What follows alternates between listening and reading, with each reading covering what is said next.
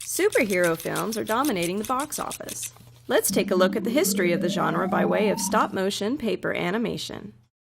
Great news, comic book fans! Marvel and DC will release 19 superhero movies in the next 4 years.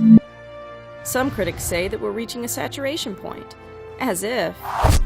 The modern superhero era began in 1978, when DC Comics and Warner Brothers released Superman.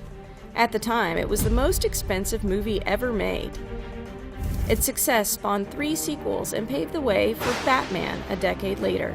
But while DC was dominating the box office, Marvel struggled to make a dent. Marvel's first foray into film was the George Lucas-produced Howard the Duck, a lemon that cost $37 million, but made back less than half that amount. A string of failures followed that contributed to Marvel filing for bankruptcy in 1996.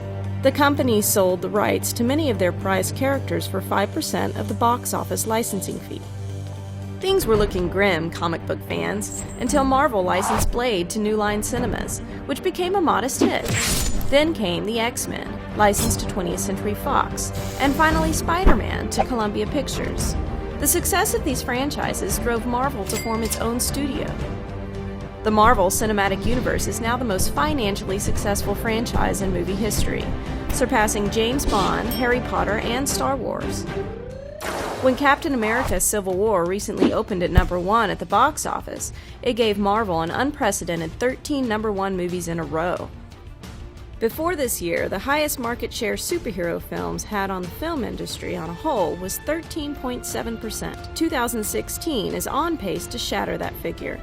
Of all consumer dollars spent on movies this year, 27.6% will go to superhero films.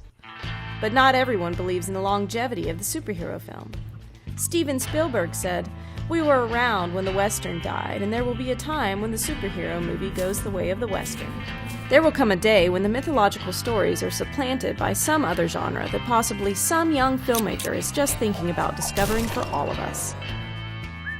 And if that doesn't happen, with over 17,000 superpowered characters in their libraries, Marvel and DC could be making movies at their current rate for the next 3,400 years.